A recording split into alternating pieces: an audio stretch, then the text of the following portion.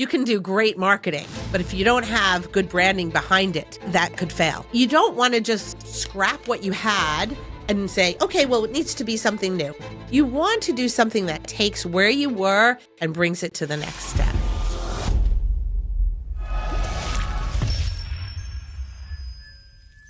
Welcome back, everyone, to another episode here on the Business Breakthrough New York podcast. Today, we have a very special guest who's going to dive into branding with us today. We did an episode before, if you guys remember, of branding versus marketing. But today, we're going to focus on a topic that a lot of people don't necessarily focus on, the branding side of the house. So we brought in a very special guest, Kim Poulos Lieberz. And she's going to share her experience with us and her strategies and tips for how and why it is important to bring a high level of focus into branding for your business. Welcome to the podcast, Kim. Thank you. Thank you so much for having me, Matt. It's great. Thank you. So before we dive in to the tactics and the strategy and things like that, let's just get a little brief background from you. Where did you start? How did you get to where you are now? So I went to FIT. Yeah. Back in the day. Well, I did bring a little prop. I'm going to pick it up. Sure. So when I was a kid, like every kid, I sat in my upstairs landing by the laundry basket and I set it up as my desk and I played insurance company because that's what all kids are doing. They're playing insurance company. I had this little box and I would make all of my neighbors, remember it had all the little letters. So all of my neighbors were clients and they all had life insurance. And someone asked me recently if I walked around the block and gave them policies, but I did not. I just sat in that landing and said, oh, Mrs. Mealy, she has life. And I didn't even know what insurance was, but I made up this whole thing. I also loved anything visual, design, logos, art, photos. So I had in my bedroom, I would cut out tiny, tiny snippets of something in the newspaper or a magazine or a typography. And I had it all over I had the slanty ceiling bedroom, Long Island, if you know what I'm saying, the slanty ceiling bedroom. And the whole ceiling was covered in just posters and teeny tiny bits of typography and photos and images that I loved, cartoons, whatever. So back in the day, I had a wall back before the whole internet and people having a virtual wall. I had an actual wall and I had this little, insurance company. So I always loved business and I always loved design. And then I went to FIT for advertising and design, worked in Manhattan for many years, decided to have children. Well, I think the decision was kind of made for me. I was pregnant, working in the city, trying to take my son into my office every day, which until I had a coworker look over at me as my son was in his diaper, rolling on the floor and said, "What are you doing?" And I said, "Oh, I don't know what I'm doing." And I decided that I needed to make a change. I was speaking with my mother-in-law, Nikki Lieberz, and she said to me, "Quit." And I was just like, what? Quit? I went to FIT. I have this great career I want to have in Manhattan. I want to work in these big agencies. But she said, quit. And I quit. I couldn't believe I quit. I woke up in a panic that I don't have a job. But I was able to take some of the clients I had worked with in the past and bring that to fruition as a company. I started as a freelancer. And then we had moved to a home in Levittown where I had an office where everyone could sit right next to each other. You could grab the person's mouse and sit next to each other. We were so together. I think all my neighbors worked for me. They were doing bookkeeping or they were doing some design work. And then I moved to Farmingdale, where I am now, close to the SBDC here in Farmingdale. And at that time, I felt I wasn't real. This was before COVID, before people were working from home. So I felt like, my business, my girlfriend was single. So she always had a boyfriend and I always had a business and it just never felt real. And so I decided I'm going to take an office space. If I make it 1 year in the office space, I'm going to be real. Even though at the time, Madison Square Garden, the network, had been my client for many years from my basement. And I had people working in the basement. We set it up as an office. I had multiple people working there with multiple workstations. But I said I still needed this validation, a lot of imposter syndrome. So I needed the validation. I said, I'm going to take this 2-room office And if I make it 1 year, like I said, I did it. Well, 1 year, 2 years, 3 years, got another office, took another office, took another. Oh, so now we're in the same building. We're up to 7 rooms and we're there 13 years. So I feel like, did we do it? Is it real? Yeah.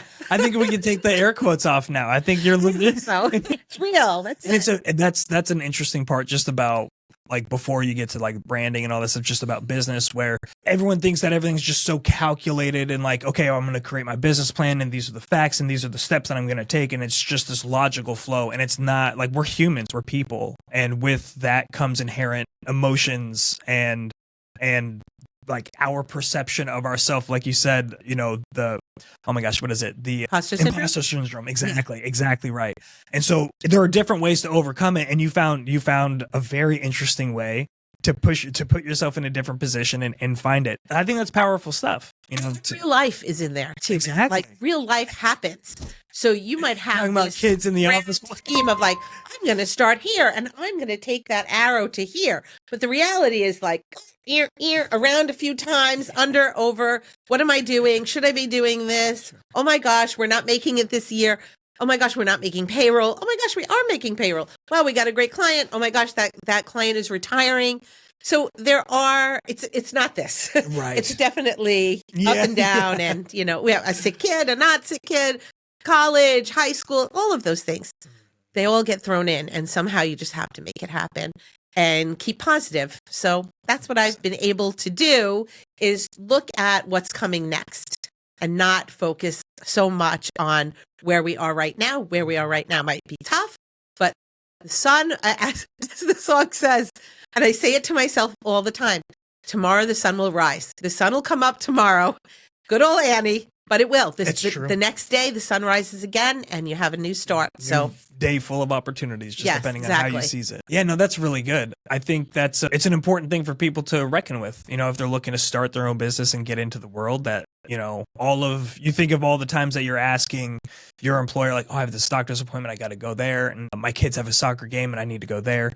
And then you put that on, and you're like, okay, that's in a 40-hour work week, maybe a 50, you know, but then you shift into entrepreneurism and it's like, oh, now I'm at a 100-hour work week. And if I'm not working, work's not getting done, you know? And so you just have to understand that things get a little spicy. We're kind of, diverging from branding. Yeah, we'll get there. When I was working in the city, I remember my sister was moving to Mississippi with her 2 little babies. And I had a really big client meeting. And again, I went to my mother-in-law. I'm like, I shouldn't take off, but my sister is leaving. I don't know what to do. And she said, when you're on your deathbed, are you going to remember that your sister left and you were there with her? Or are you going to remember this meeting? And I said, you're right. And so I called in and asked for the day off. Can I take the day? And they were fine. I had a great employer. That's good. And everything went great with the client. However, that was another kind of little thing in my head that stuck with me, is the ability to say, I'm not in today, staff. Just like today, I'm like, I'm not in today. I have to do this podcast. I won't be in. Versus, can I have the day? Right. I'm not saying it doesn't come with a lot of other challenges. But however, for me, I felt I wanted to be in more control of my time, and I could see the writing on the wall with children. I had another client that said, come work for us. Please come work for us. And I said, I have children. They said, we understand you have children. I said, you understand I have children for 2 weeks of vacation and 6 sick days. And after that, you're not going to understand. And and that's okay, but you're not going to get it. And so I won't do it. Now, financially, perhaps I'd be in a different position but there's quality of life, you know, and there's the level of, like you said, the level of control. And I think it's important. I can think the last kind of digression we'll make before we dive in is, you can't, just because you're an entrepreneur and you own your own business doesn't mean you can do that.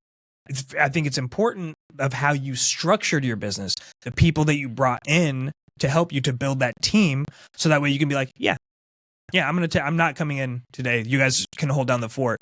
And if you don't have that structure built up, it's a lot harder to make those things happen. And like, you can make them happen, but then you're not making money.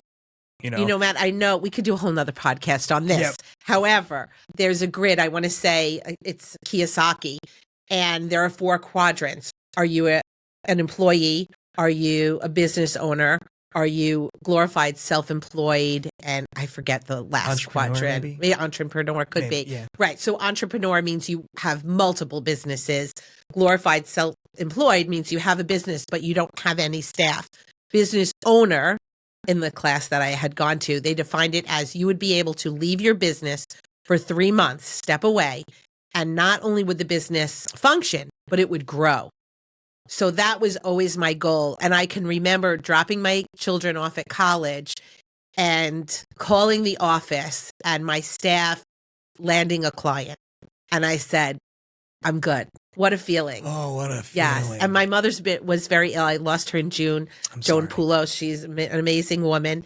I know I talked a lot about my mother-in-law, about my mother too. And what a support and a great artist. And to have an amazing staff that I can count on to take care of things that I don't have to stress. They're like, we got this. We're taking care of things. It's good.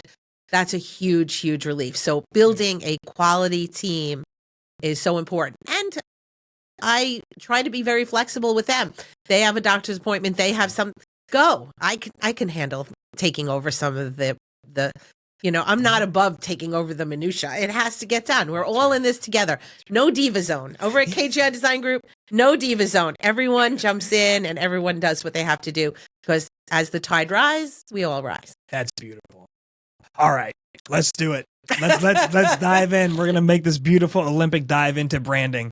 So, like I had mentioned at the top of the show, we've done an episode on like kind of differentiating what's branding and what's marketing. I'm curious. So, because a lot of people, when they speak about branding and marketing, they'll say it just like that, like, oh yeah, branding and marketing. And then, Right. But then all the focus really goes on marketing, and there's not necessarily the level of focus on branding. So if you wouldn't mind just kind of break down what is branding. Well, I was just reply to what you said. Sure. You can do great marketing, but if you don't have good branding behind it, that could fail, because you could market yourself all over the place and have all of these different channels and ways that you're getting your message out. But if your message isn't clear, isn't consistent, isn't speaking to the clients that you wanted to speak to, isn't a consistent color, isn't a consistent logo, Voice. isn't the voice, exactly, isn't a consistent, even down to the style of iconography or the style of photography. So brand is everything. And it's everything that's visually descriptive of your company, as well as it's an overall feeling. It's how do people answer the phone? I often ask a client when we're first working together, how do your employees answer the phone? Because they could have a name that's, a company name that's 4 names long. And then I say, but how do people answer the phone? So it could be National Geographic Explorers, but they answer the phone NGE. So I said, all right, you already have an inconsistency if you don't work with that NGE. People are looking at that. People are hearing that. Let's use more of that, because that's what's recognizable for you. So I do try to analyze, and the research part is very important as well. So I want to just say, when you're doing a branding project and your design firm, advertising agency, etc., says we need to do research and there's a budget to that, that is one of the most important steps, because the last thing you want to do is come up with a concept like, I've got a great concept for you, Matt. It's Matt, just do it. You're like, wait, what? I know that. Maybe we shouldn't. But there are people that don't do the research and end up, maybe not in that extreme, Sure. but end up with those situations. I don't know if you've been privy to some of the articles I've seen in Long Island Business News and other publications about the NYU Langone and Northwell. They are both purple. There is an issue there. Now, as a patient of both, it's confusing. The apps are both purple. The signage is both purple. I don't know where they landed all this. I don't want to be involved in the the legalities. However, if one of them wants a rebrand, come here. We can transition. So the other thing is stand out from your competition. Once you have a brand, or just say you're a company that's 100 years old and your grandfather came up with this amazing logo, but now it's not matching how your audience is. Maybe you started out with a radio company, but now everyone's digital. So we want to make that transition. You don't want to just scrap what you had and say, okay, well, it needs to be something new. You want to do something that takes where you were and brings it to the next step. That's a good point. Yeah, so that way you're not doing this, is the intent that you don't want to do this harsh, immediate transition where people get confused, like your potential clients and prospects get confused because everything changed like 180 degrees, like the text, the font, even how you refer to the business. And then people are like, what's going on? And so new owners? Exactly. And you're like, was there a problem? Now there's new owners and all this stuff. Right. And so you're saying to slow walk it, to take it kind of piece by piece. Is that what I'm understanding correctly? Okay. We were working with a company on Long Island and they wanted postcards. So again, this is kind of the marketing leading the branding. Gotcha. So they wanted postcards. I said, okay. They found us through our email marketing. And she said, one of the clients said, I love your email marketing. Can you do a postcard? So a postcard seems like such a small thing, but I said, sure, we can do a postcard. They had to have it for a trade show. I said, okay, send me your logo. So they send me their logo and it's completely bitmapped. So if people don't know what bitmapped means, it's all pixelated. And it was terrible. So now I can't take this logo in my right mind. I can't. I just cannot. We have good enough. We were talking about that a little bit earlier before we got on. Was it's not good enough. Right. And so I said we need to either recreate this or look at the brand overall. Frequently, especially in branding, something is not necessarily superior than nothing. Like it can be hurtful. Exactly. Yes. Yeah. Yes. Putting the wrong image out can hurt your brand. It can make you seem small, cheap, unreliable, 100%. Yep. If your branding isn't clear and there's all these pixelated letters and the image isn't necessarily clear, you can tell it's kind of stretched in this weird way to fit whatever format it's going into. That whether it's accurate or not, the perception from your prospect is that if this is the way that your branding looks, this is the way that your product, this is the quality of product or service I can anticipate. It's a reflection for sure. Right. So this particular client, I said, we can't work with this. It was odd. It was a horse jumping over something. They were a financial services group and I understood where they were going, but this imagery didn't get it over the, hump there. It was just like, doesn't bring you to that level of security and that you feel confident. There was no confidence. It's like seeking cleverness over clarity. Yes. And because they were just so used to it, oh, it's good enough. Use that. Oh, it's good enough. And then, it goes from, it's almost like telephone. You start out with the message and then, okay, this secretary gets it. And then, admin uses it. And then this person uses it. And now it's down to this bitmapped something that's off a Word doc or that someone printed out and tried to take a photo with their phone. And like, here's our logo. I'm like, no. It's not, it doesn't represent you. So I had a conversation with the CEO and met with him and they were working on a website. So I said, show me what you're working on. So now this bitmap logo in red, white, and blue, they were doing a website that was green and purple. It's a shift. So it's a little different. I said, okay, I'm not really sure where you're going with this. And then the imagery on it was of small business owners. And as we were talking, they said, we don't want to attract small business owners. We're really looking to work with associations. And I said, I don't want to be blunt. However, you're showing small business owners. So let's meet with your sales department, meet with your marketing people. We set up an in-house meeting where we talk to them. What are their processes? What are they using to talk to how do they pick up the phone? All of that, and went through everything. They also wanted to be global. So the brand they had did not represent any of that. And we were able to say, okay, we took some of the color, but added different color. We kept the horse, but we're able to refine it. We could bring in the global.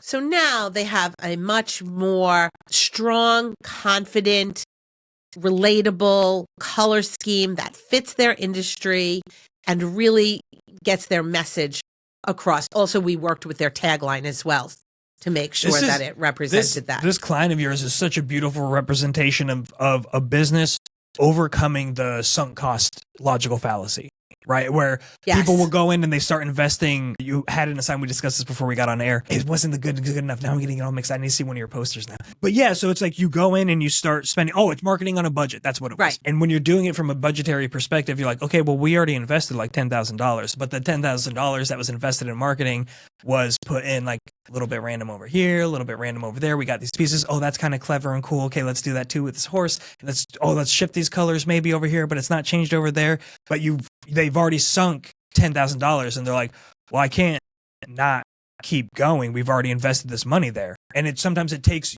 a third party consultant to come in and have a fresh perspective on it. And so I love that business's perspective of being open to it, bringing you in and listening and then like adapting, understanding, because I think you were able to effectively show them this is why this doesn't work. Like I can show you in your collateral. Not say to them, yeah, this is terrible. This is terrible.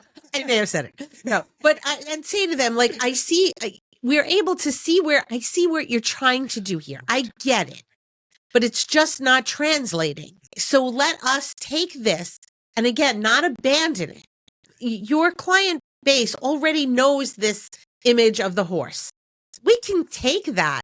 We don't have to abandon it. Right. We can take that to the next level. The other thing with branding is it's not forever. If you look at Pepsi, where they started, or Coca-Cola, where they started, or UPS, UPS has gone through a huge rebrand. And they've even brought in famous graphic designers. Paul Rand did the rebrand in, I think it was the 60s, and now it's been rebranded again.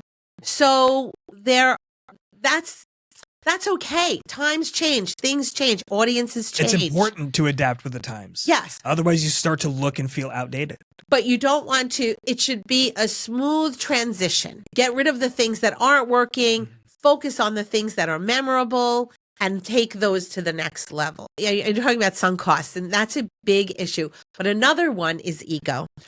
So there's ego. My wife likes orange. Okay. Does that have anything to do with your business? But I've actually had a client say, well, it should be orange because my wife likes orange. I'm like, is she going to buy these items from me? Is she your target audience? That's what a perfect follow-up question. And I also had another group, a not-for-profit, that the owner had done an illustration. And they're like, well, the person who started this did this illustration. I said, that's not a problem.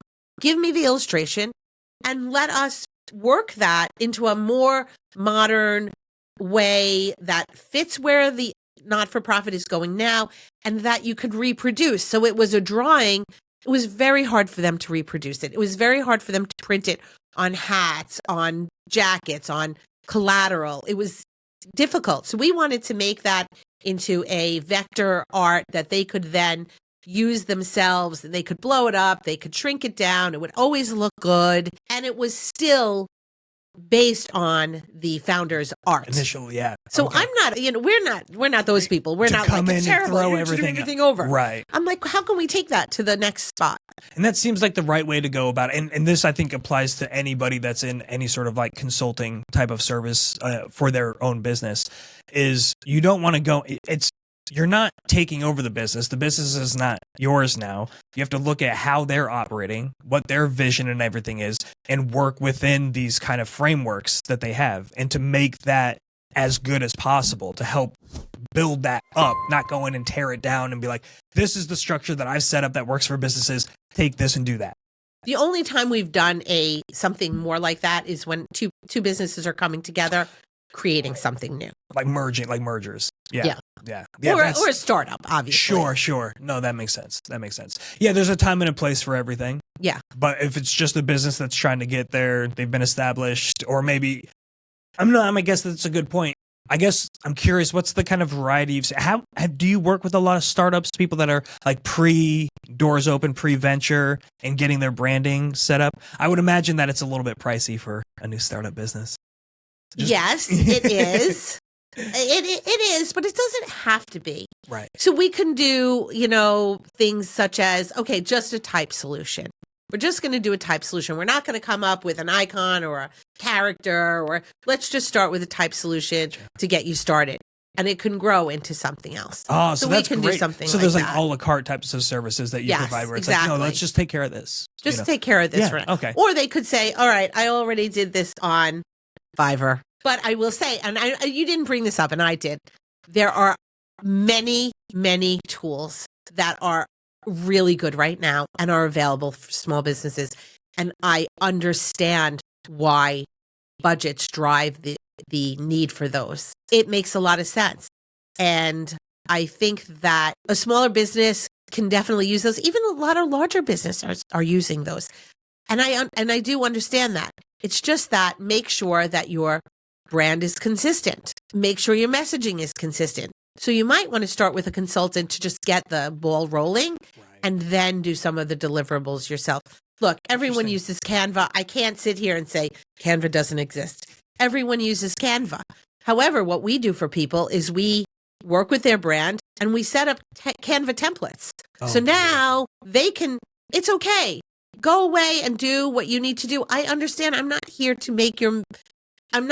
to tie your hands or make your business miserable with things they can't, that you can't afford. But put a little bit into the development of these Canva templates. Invite us to do the template for your email marketing, your Constant Contact or your MailChimp. We'll set up the template for it if you want to continue doing it.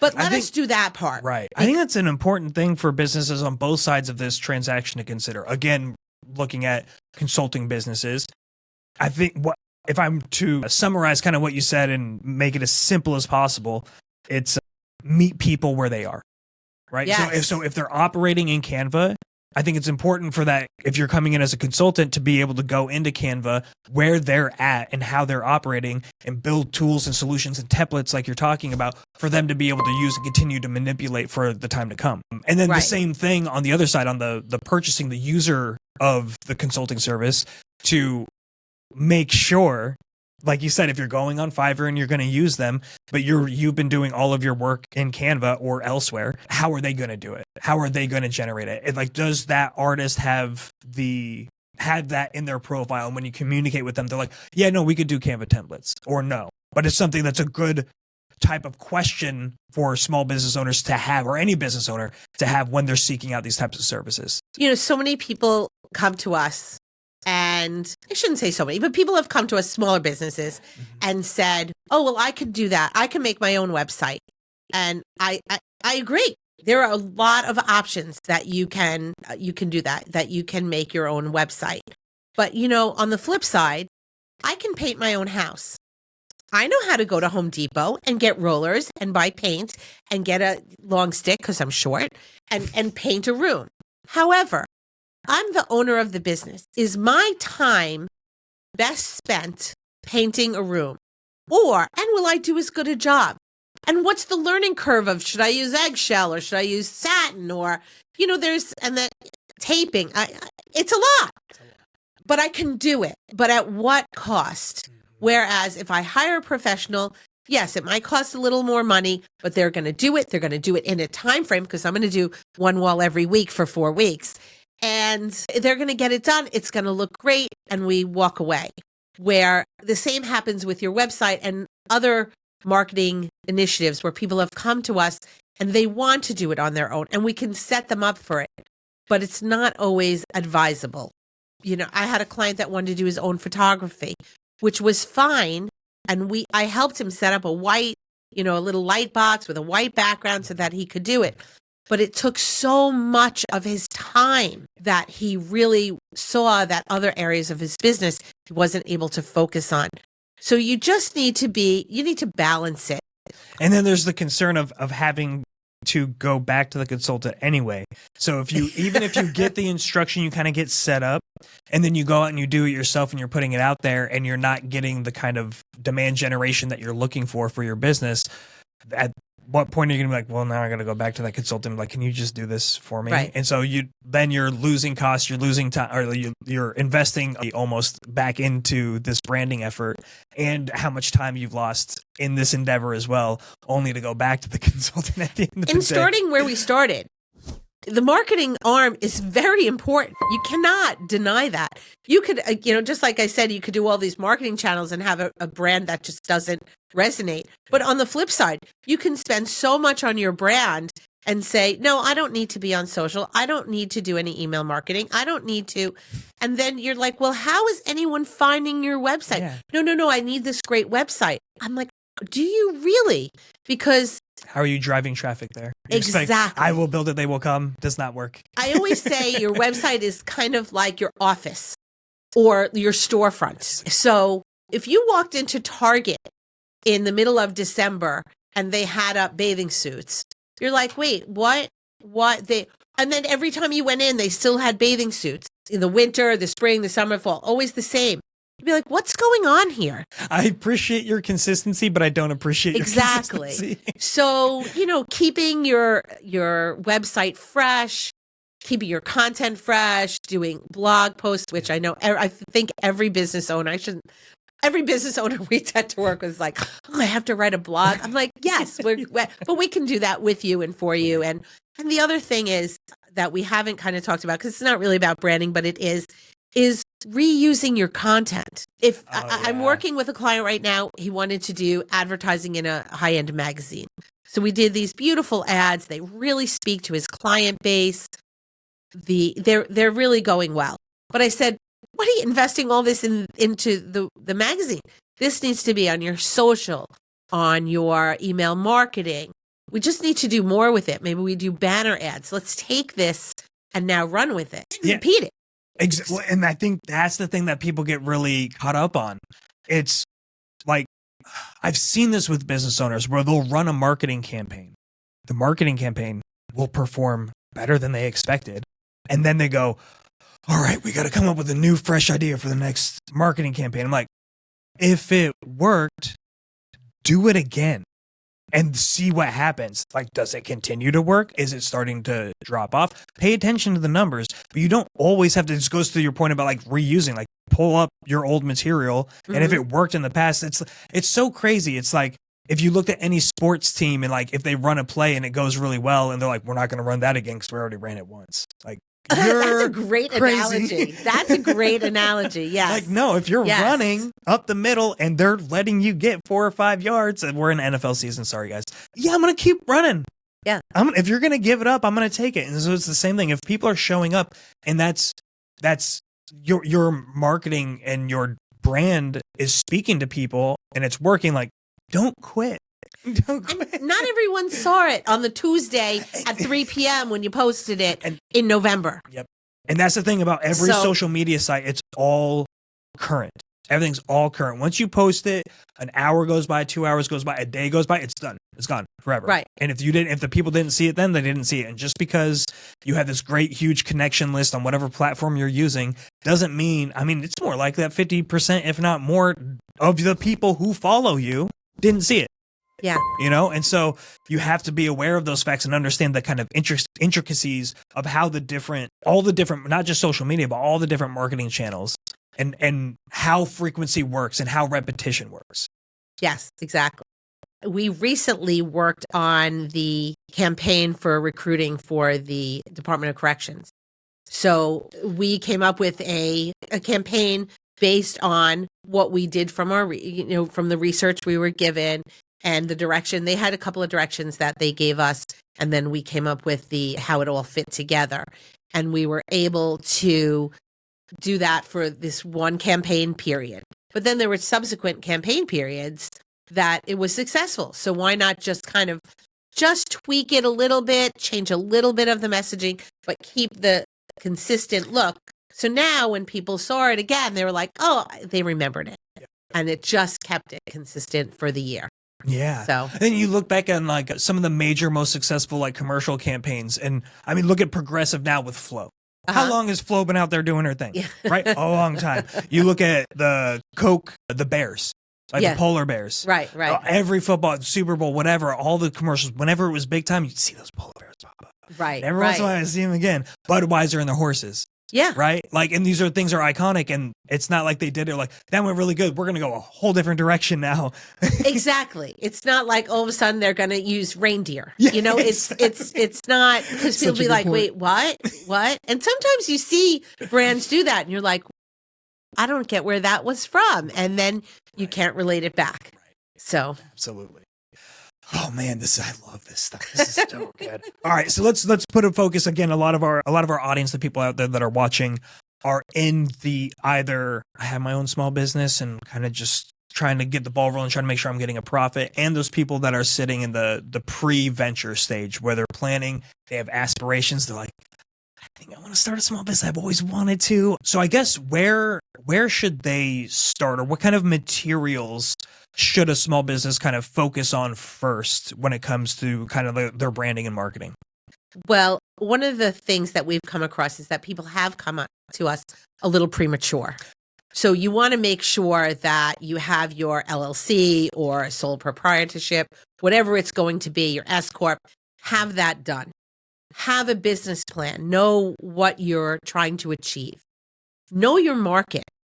Know some of what your competition is doing, or be open to doing the research with someone like us or another agency, because doing that research is going to open your eyes to what's out there, because someone might be doing what you're already doing. Also, just knowing how you're dealing with your product line.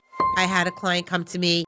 They wanted to do a kind of similar to Chewy products for dogs and cats that the people could buy online, and they could make a donation to any not-for-profit of their choice. I said, a portion of the proceeds. Where is your product?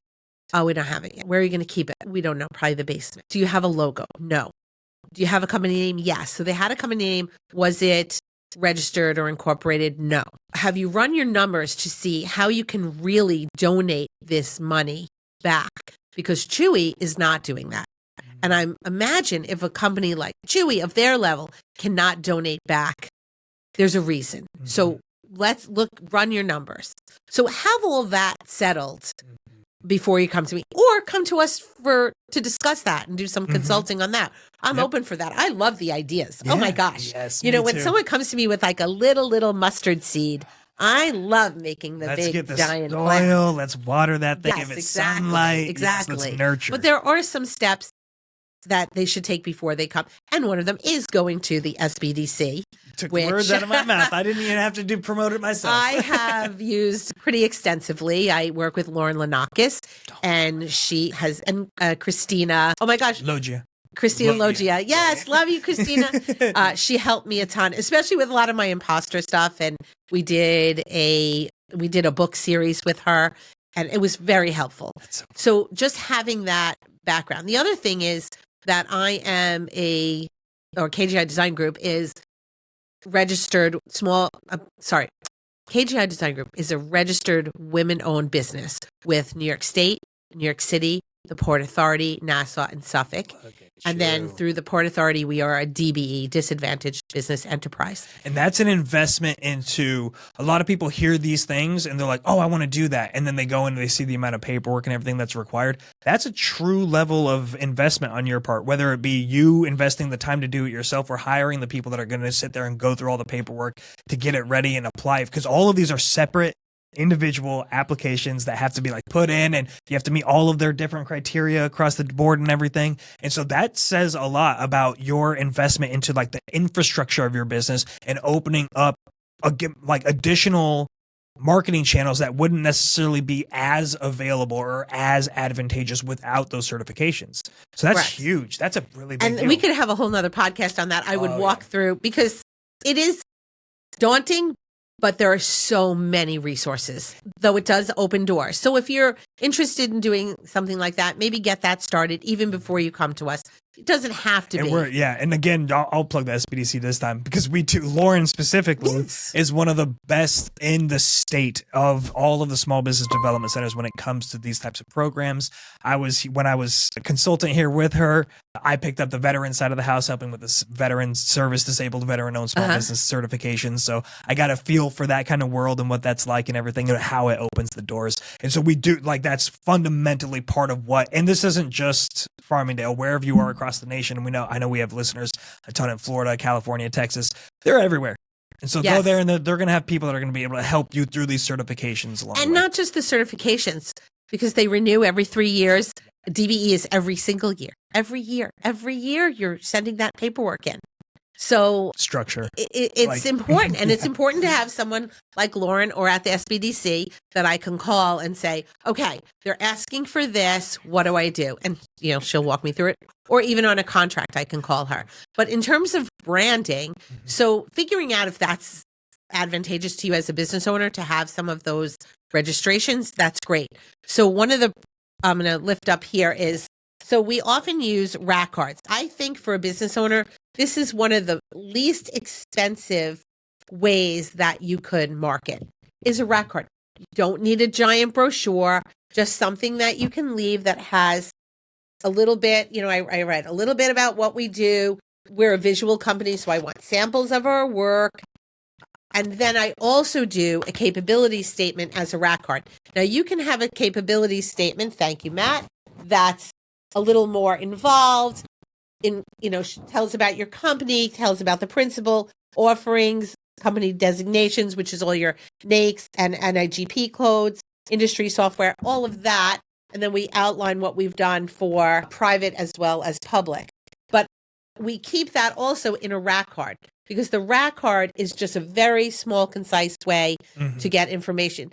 And I had a client one time we did brochures for, and I went to his office and I said, Bill, there's so many brochures in your drawer. He goes, oh, they're $2 a piece. Well, they're really a cost because he didn't want to hand them out because I'm like, they're a cost because you're keeping them in your drawer. You need to hand them out. They're not doing anything for you in there. No. So that's why I really feel like a rack card. It's inexpensive.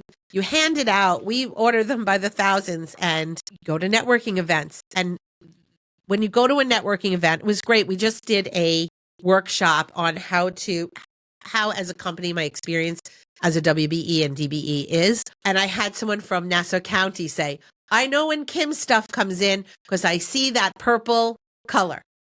So that's the brand. She's like, I always know it's Kim's. I recognize the logo. I recognize the purple. So even in a in a public setting where I'm like trying to work with the county or the state, now they start to recognize you. And the other thing is network. So sometimes we say our KGI design group, we help you say hello. Because some people are afraid to say hello because their materials are not good. They don't represent them or they don't have them. And it could be even a digital business card. Even a digital business card, when I do my digital business card, it comes up branded to look like my brand. So there are so many areas where the brand pops up and it can be recognizable. And now people are like, okay, that's Kim. Or if I send somebody a gift and I use purple envelopes, it lands on their desk like, oh, Kim sent us something. So your brand is so important because it's subtle. It's just in the brain that people recognize it. Like if I said to you, the color brown, what do you think of? UPS. Yeah. UPS. What can brown do for you? Yep. Exactly. So color, the font choice. You don't want to use a different font, say, on your logo and then on your, you could use different fonts within a system, but you don't want to then do a brochure that's all in one font and another brochure and another font, oh, well, this is all my admin had. No, not good. That is not good enough. So there are some things that are good enough if you get the branding right from the beginning. In a business, if they're working on this, they're listening, they're like, okay, we totally buy in to everything you're saying, as they should, because everything you said is correct. so they're there and they're bought up. They're like, okay, I'm willing to invest in my branding. I know that I can I'm choosing that I don't want to stumble over this trying to build it myself. I'm going to bring in an external party. I'm going to talk to a consultant about my branding. During those initial conversations, or like before that initial conversation how should they prepare? Like what kind of questions should that business owner have kind of in their mind, and what kind of information should they have ready? Just like how do they prepare for that first encounter so that way they're bringing everything that they need to be successful in this interaction working with the consultant? So I want to say one of the biggest struggles there is budget, because unlike renting a space, when you're renting a space as a new business, you kind of have in your mind what this is going to cost. And a lot of times with branding, with marketing, with web development, people don't know what it could cost because there is a wide gamut. There is the do-it-yourself. I love that poster you have with the cars. That's the one. People come to us and say, how much is a website, or how much is this branding going to cost? And I say, well, how much is a car? So you can have a luxury vehicle, or you could have a beater that you just need to use to get to the train station, or that you're getting for your, new driver's son that is going to hit something at the gas station. Experience spoken. So you want to, but that going in. Whereas sometimes with the marketing, people are hesitant to say, well, this is how much I have for marketing. It becomes like this cat and mouse game. And even for us, there's a wide gamut of what we could offer. So it's not who's going to win this negotiation. This is not that.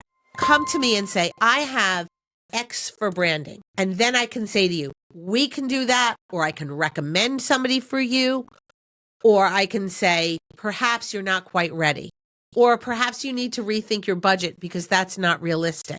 It's just like you wouldn't walk in to rent a storefront and say, I've got $500. And they're going to say no. Or you wouldn't go in to buy a Mercedes-Benz and say, listen, I'd like every bell and whistle, and I've got about $2,000. And I'm sure that'll account for half of one bell. They would like to give you a car. I'm sure they want to give you a car. 100%. Everyone wants to help everyone, but I can't help you if we don't have the budget to get to where you want to be.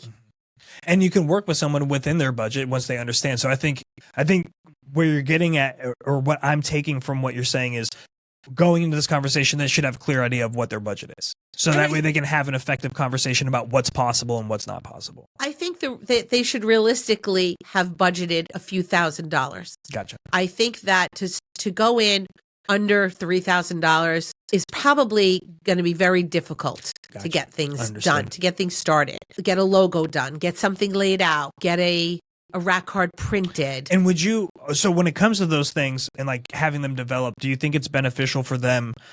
Like, this is what I would recommend to my clients. So I'm curious for your thoughts, is take a look at logos that you really like, and and they can be in your industry or not in your industry, but something that like calls out to you that feels even just generically like it brings up or it spurs that emotion that you want to have spurred in others. Yes. So if you find some of those, then bring those to the table. Have an idea of like, go out to websites and like pay attention to like the voice and the like tone and tenor of writing, and like, yeah, I like that. This is, maybe it's more instructional, but like slightly informal. And I actually really like the way that feels. Or you're like, no, where this is white, this is a black tie, whatever event. And it's only a high. And so we want our voice to speak from that perspective. And so having those things kind of figured out, is that something that figure out with you, or something that would be beneficial if they went in? If they have it figured out, that's extremely beneficial. Right. But sometimes they're so busy with just trying to get the LLC, trying to get the space, like to say a restaurant, figuring out how they're getting permits. Yep. They're inundated with that.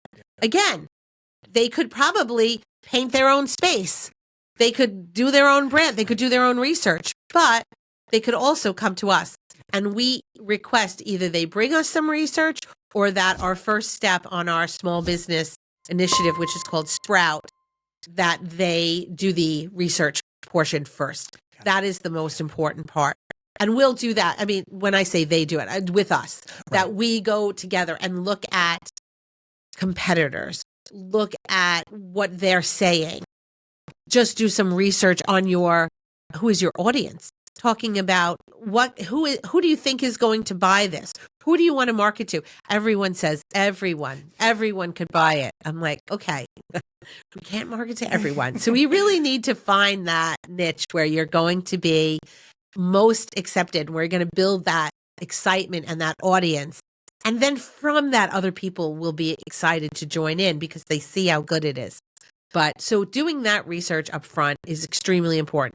And we can do that for you before we even take the first step. We could do this for days. So can I just say one more tip? Please. And just because I have it. The other thing is your logo. So now you've gone to just say your friend's daughter's a graphic design major and she's going to do your logo for you, which is fine. People do that. I get it. I get why. And a lot of the young designers are great and we hire them. So I get it. But make sure you request your art to be vector. You want that vector art. You want an AI or an EPS. Even a PDF could have been made from a PNG or a JPEG. Correct. So tricky. You want that outline vector art. If you don't, and they just give you a JPEG, and then you're going to be displaying at a trade show with a 20 by 40 booth, and you want a whole banner of your logo, you're going to end up similar to my postcard situation with a logo that's bitmapped, where the edges are rough, because those are images. So to blow up an image, it won't hold its resolution. To blow up line art, it will hold its resolution. So that would be my number one tip.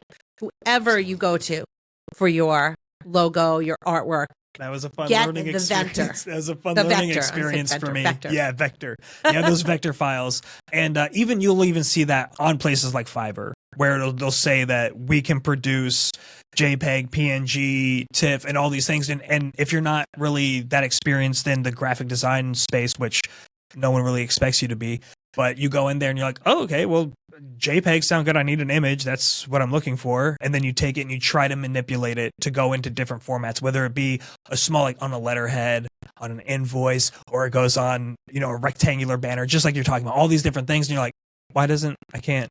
Or they provide the logo to you with a white box outline, like, on a light white background. So and you're filled. like, yep. So every time you see people using it as the white box around it.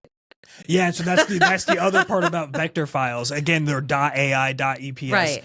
And so not only will they be ultimately manipulatable into different formats without losing the quality of the image. Or if you're you want a transparent background. Yep, you want to see through right. it. So yeah, it'd be like seeing your logo sign on the poster with a white box behind it, no matter where it goes. Yes. Which is just another sign of like, oh, this isn't. Your branding's poor, so it goes to that perception game. Of like, okay, then if you're not paying attention to your branding, like this is what represents your business, how good are your products and services? We were talking earlier about the book Setting the Table, and in it, I was telling you about the bathroom. Yes. So a lot of people say, well, how you see the bathroom in a restaurant is the quality of the restaurant. If the bathroom's clean, the rest of the bathroom is clean. But in the book, it says, and I'm so sorry that I can't pull up the author's name. And I'm sure if you see this, you'll know, and I'm sorry. Setting the Table is the name of the book? Setting the Table, yes. And yes, Daniel Meyer. I mean, he's so famous, Daniel Meyer. He's, he's also did Shake Shack. He also did Shake Shack. So yes, Setting the Table. It's a great, it's about restaurants, but really you could apply it to any business because it's really about customer care. And what he says is that the state of the bathroom is how much the owner cares about you. And I would say the level of your marketing and the level of your branding that you get from your agency, your designer, is how much they care about you. And even how much you care about yourself. So if you're going to go and do it on your own and just slap something together, that shows a level of care about how you want people to perceive your entire business. If you don't care, they're not going to care. Exactly. Exactly. That's beautiful. Do you have any last tips or pieces of advice that you want to give for small business owners? Last tip. Yeah. I don't know. Can I say something that's more like not businessy? It's a little bit lifey. Namaste. Yeah, namaste. One of my number one life tips is take a book and write down 5 things you're grateful for every single day. The day my mother died, the day my father died, the worst days of my life, I wrote 5 things I was grateful for. I was grateful for my friends. I was grateful for the food that was delivered. I was grateful that I ever had them in my life. And even on days where I'm like, oh my gosh, are we making payroll in the past? Or, are we going to make this deadline? I could be grateful for that we did make the deadline, or that I have the staff that I have. So I think that sets your mindset from the inside out. And I have done it for 32 years. Every single day, I write 5 things. And some days I'm grateful I have a pen. So that would be my number one life tip. 100%. And Sarah knows this. I am 1,000% into gratitude. And I actually just ran it. So I live in Greenville, South Carolina now, and I was there when Helene hit. Now, we weren't hit as bad as in Asheville, where houses were floating down the street and hundreds of people died. But we got hit pretty hard too. I lost power for 6 days and lost internet for 2 weeks, which when you say it, it's like, oh, that doesn't sound too bad. Like, it's pretty bad when there's no internet or availability to work or anything. And as things were progressing, it was probably day 3, day 4.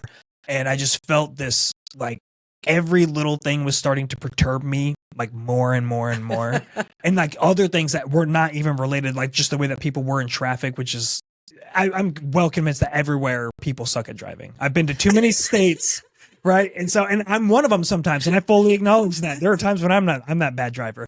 But I was driving down to the campus. I live an hour away from Clemson, where I go to grad school. And so I was driving down there to go do homework, just so I could connect to the internet, because they have their own power production steam facility. And they were an hour west, which was helpful for the hurricane. So I was going down there, and then normally I could rely on like the 5G cell service just while driving. None. 0. X. Wow. No bars. And I was losing, like, I was in this just fit of frustration and like a 2-year-old throwing a temper tantrum. Like, and I felt like just burning inside, and this has been building up for 3-4 days. And then it hits me, I was like, you know how to deal with this. It's through gratitude. And now you have an hour drive to practice that gratitude. So I went through every little thing of just the sheer that I was in, that I'm in this box of steel with rubber circles on the bottom. And like, how did someone ever invent this thing with these pistons that are shooting up and down, and this air getting blown in, but then there's also fuel at the particular perfect mixture. You know what I mean? And it's just like this incredible piece of engineering. And I was like a quarter of the way through thinking about this, and I was just like, oh, I'm back. Yeah, like, it changes you. I mean, it had gasoline. Nobody gasoline. Exactly. What a blessing. Yep. To add to that, my one little thing. So during Sandy, we only lost power for a little bit, but my neighbors lost power for weeks. So they were coming over to take showers. And then another friend of ours in Wantor, Merrick, their house really got flooded. So they stayed with us for a while. And her husband, or boyfriend, I should say, I don't want to get that wrong on tape. Her boyfriend at the time had grown up under communism. And now here he is dealing with Sandy. And so my neighbor comes over and says, I haven't had hot water for 2 weeks. And Yancy says, in my country, we didn't have the hot water for 2 years. And I said, man up, Vinny, because they didn't have hot water for 2 years. So we have a lot to be grateful for. A lot. Yeah. It's beautiful. What a perfect way.